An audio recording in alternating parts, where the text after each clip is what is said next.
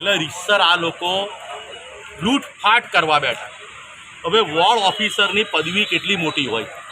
હવે આ લોકોએ આ ગઈકાલના પેપરમાં આવ્યું છે ત્યારે આપણને ખબર પડે છે.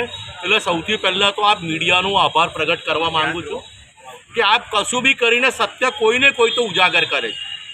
વડોદરા કોર્પોરેશનના વોર્ડ ઓફિસરની ભરતીમાં મસ્ત મોટો કૌભાંડ.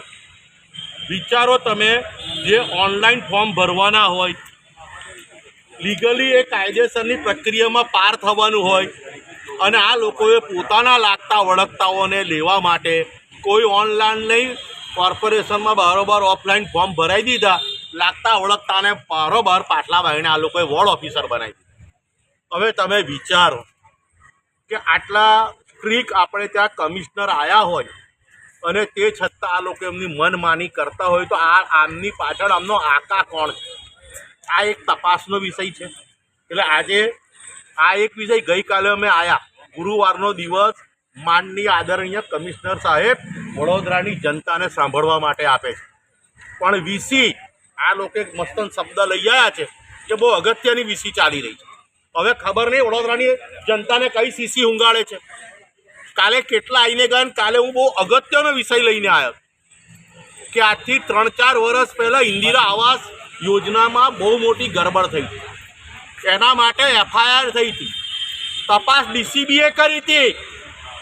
મોટા મગરોને હાચવવા માટે એક નાના બિચારા માછલીની બલી લઈ લીધી. એ ભાઈ પીઠવા કરીને કર્મચારી છે સામાન્ય, પ્રમોદ વસાવા, એમને તો નોકરીએ પાછા લઈ લીધા.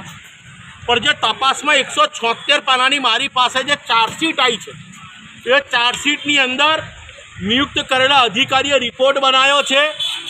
આ બે કર્મચારીઓ એફિડેવિટ કરીને આપ્યું હતું કે બે હાલમાં સ્થાયી સમિતિમાં બેઠેલા છે, બે કોર્પોરેટરો અમારા ઓફિસમાં આવી કોમ્પ્યુટરની અંદર હેરાફેરી કરી નામ પ્રિન્ટરમાં બદલી ગયા.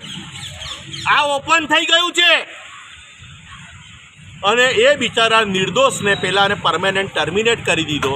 એટલે મોટા મોટા મગરોને બચાવવા માટે, રાજકીય મગરોને બચાવવા માટે આજે એક નાના માણસની બરી લઈ લીધી.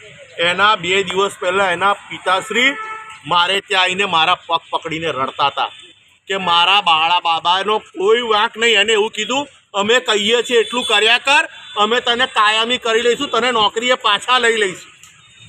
એક ગંભીર રજૂઆત 176 પાનાની હું ચાર્જશીટ લઈને આવ્યો તો, વીસી કરીને બેસી ગયા.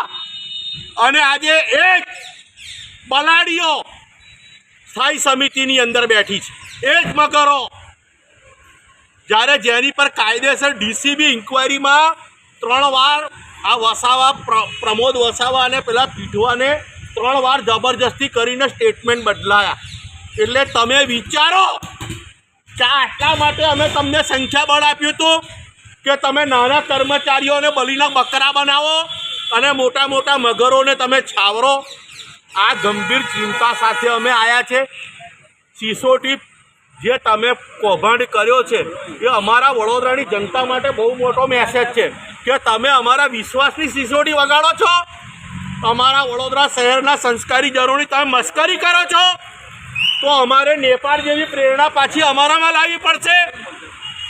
કેટલા વોર્ડમાં ઓફિસરની ભરતી કરવામાં છે અને કેટલા વોર્ડ ઓફિસરની અત્યારે 4 વોર્ડ ઓફિસર જે છે નામ બી આવી ગયા છે નિમણૂક કરેલા. એમાં એક વોર્ડ ઓફિસર હાજર નથી થયો. આ 4 નામ કયા વોર્ડમાં?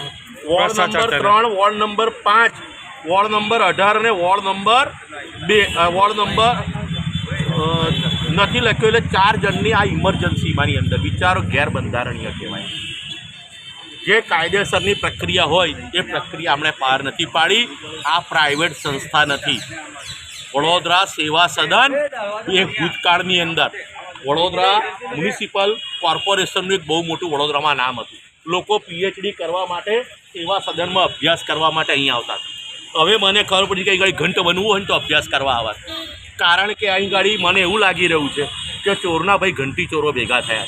અમે તો વિશ્વાસ રાખ્યો છે અમારા નવા નિમેલા માનની આદરણીય કમિશનર સાહેબ પર અમે વિશ્વાસ રાખ્યો છે. પણ મળવાના દિવસના ટાઈમે વીસી ગોઠવી દે અને એ પણ ફટાફટ જતા રહે. એ અમારા માટે ખૂબ જ દુઃખદ વાત છે. માટે આજે તો હું નક્કી કરીને આવ્યો છું કે આજે જો મારી સાથે મિટિંગ નહીં કરે એના અહેવાલો નહીં લે તો હું બહારથી ઊભો નથી થવાનો. હું ત્યાં ગાડી જ હડતાલ પર બેસી જઈશ.